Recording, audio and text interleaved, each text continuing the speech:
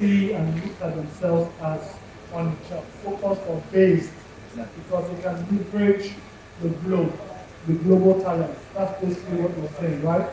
Interesting.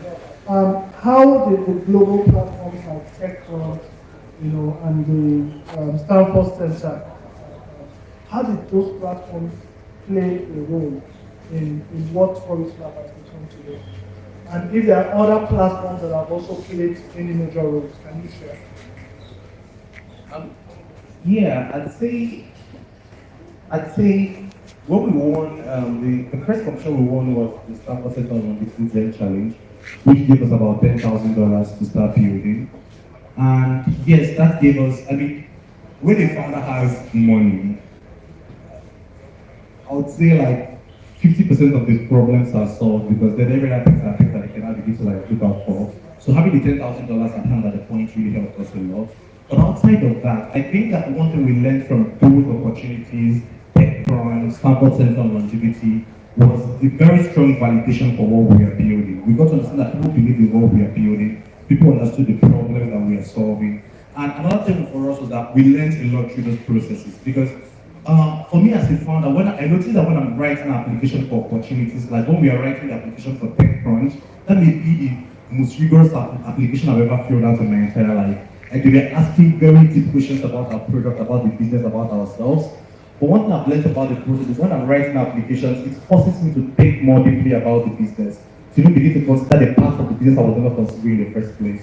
So for us, it's more about validation. It's also more about understanding better what we are building, getting feedback from people.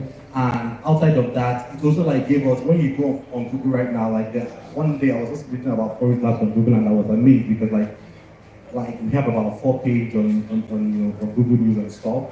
But I think like all those are credit to those competitions and those things now make us like look more credible as a company because at the end of the day, one thing that you've taught me is that if a work that is not, a job that's not reported is a job that's not done. And I think that applying for such opportunities and getting in and talking about your business is a validation that you are doing some more that people can give you more support. Awesome.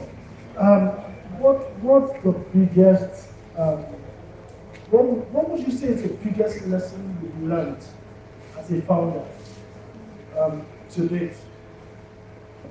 I'm not sure why you're laughing. I think it's because you know the answer. you know the answer. For me, it's the biggest lesson I've learned as a founder, and I'm still learning and relearning every day, is that you have to be building with your users, not building for your users. And that's like the biggest mistake we made in the first 2 years of being from start. We understood that very late, and I think it's slowly the pace at which we are moving. But we started all the variable, I think it's still good. When we started, we were building and guiding jealously until you shunned us to start testing with users. And even the worst thing that happened to us was that we were building something phenomenal.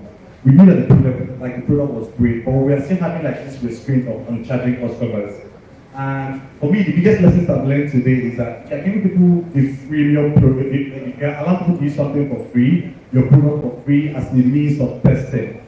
Obviously, they're going to keep telling you, hey, I love it, hey, it's good, hey, it's that. Because that was what we kept getting for the first 3 years when we were giving people Foris Labs for free. But guess what? The moment you started charging the schools, started charging the parents, paying for Foris Labs. I was sharing with you the other day that students shoot me emails at night. I wake up at 1 a.m. or maybe I'm finishing rounding up, I'm about to go to bed, and I receive the student's email and he's telling me, sir, your math questions are whack, and I think you need to be doing to reward all of them. And I just simply screenshot the email the way it is and push it on the WhatsApp group because I won't be feeling the pains alone.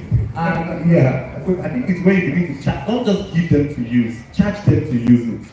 That's when they will begin to, because when they feel the pains, when they pay you, they feel more urged up to give you real feedback on what you are doing. And I think that's the biggest lesson I've learned as a founder. Yes, winning awards is important. Yes, going places, going to Silicon Valley is good.